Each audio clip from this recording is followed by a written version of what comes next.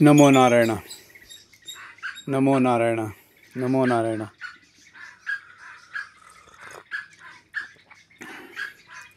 माझी सर्व सद्भक्तांना विनंती आहे. विनंतीच म्हणावं लागेल, कारण मी एकदम आता अशा अवस्थेत आहे की आज्ञा आदेश एवढा मोठेपणा मी नाही घेत. पण मी एवढंच सांगतो की ज्यांच्याकडं पादुका आहेत, काष्ठपादुका, आणि या काष्ठपादुका प्रासादिक आहेत आणि त्या गुरुपीठावर सिद्ध आणि संपन्न झालेल्या आहेत. तर ज्यांच्याकडं पादुका आहेत त्यांनी एक लक्षात ठेवा की पादुका आपल्याकडं ज्यावेळेला अंगठ्या असतात त्यावेळेला उजवी साईड आहे ती स्वामींची डावी साईड असते, आणि आपली डावी साईड आहे त्यावेळेला ती स्वामींची उजवी साईड असते. त्यामुळं स्वामींचा उजवा पाय म्हणजे प्लस आणि स्वामींचा डावा पाय म्हणजे मायनस. तुम्हाला जे मनातल्या मनात भीती वाटते, पादुका कशा न्यायच्या, लोक काय म्हणतील, हे सगळं मायनस आहे.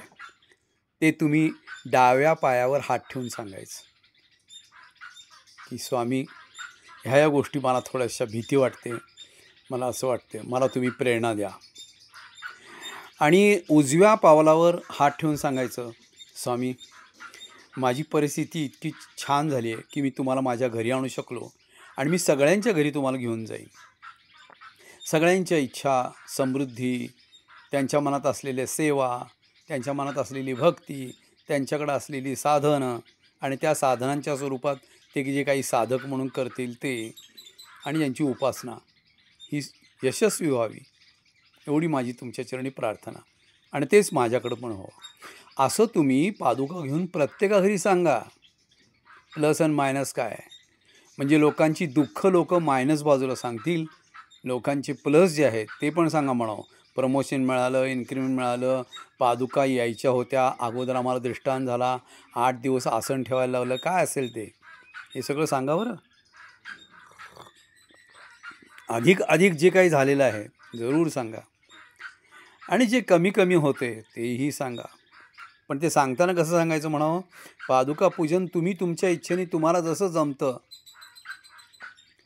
यथावकाश मिलितोपचार द्रव्येण, आपल्याकडे जेवढं आहे तेवढं प्रामाणिकपणे स्वामींच्या समोर प्रस्तुत करायचं, त्यांची पूजा करायची, आणि आपण सुखसंपन्न सगळ्या गोष्टी मायनस आणि प्लस दोन्ही सांगायचं.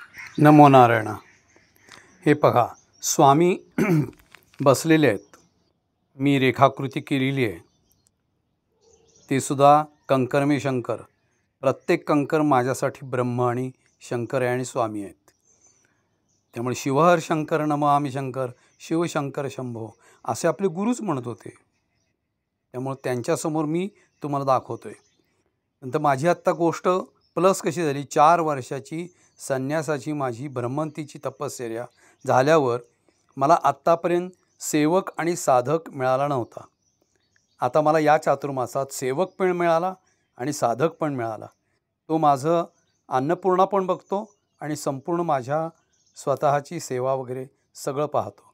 म्हणून मी बघा, उजवा हात उजव्या अंगठ्यावर ठेवला आहे, आणि ते सुद्धा कसं ठेवलं आहे, मी करंगळी ठेवली आहे, कारण करंगळी ही सत्य आहे, प्रामाणिक आहे. लक्षात आलं का? मी गुरूंना अंगठा नाही दाखवला, गुरूंच्या अंगठ्यावर उजव्या मी करंगळी ठेवून सांगितलं आहे की मला सेवक आणि साधक या चातुर्मासात काहीही प्रयास न करता आपण 4थ्या चातुर्मासात मला हे प्राप्त करून दिलं, जे आत्तापर्यंत मला 30 वर्षात माझ्याकडे सेवक आणि साधक माझ्या सेवेला थांबतच नव्हता. आणि आता बघा, आता मी डाव्यावर करंगळी ठेवून प्रामाणिक सांगतो, डाव्यावर करंगळी ठेवून डावा पाय, तिथं मी सांगतो आहे की स्वामी, सर्व स्वामी भक्तांचा अहंकार नष्ट होऊन एकमेकाचा इगो, एकमेकाचा रागलोभ निघून जाऊन प्रत्येक स्वामी भक्त दुसऱ्या स्वामी भक्ताशी आपलं काही नातं गोतं नसताना आपण एक सुंदर सखा म्हणून, मित्र म्हणून एकमेकाशी वागून एकमेकांना सहकार्य करावं, अशी सद्भावना या सगळ्या स्वामी भक्तांच्यामध्ये येऊ दे. अकारण चोळप्पा आणि सुंदराबाई बाळप्पा आणि सुंदराबाई असं व्हायला नको, अशी आपण स्वामीचरणी प्रार्थना करूया. अशी डावी बाजू सांगूया. बरोबर आहे की नाही बघा.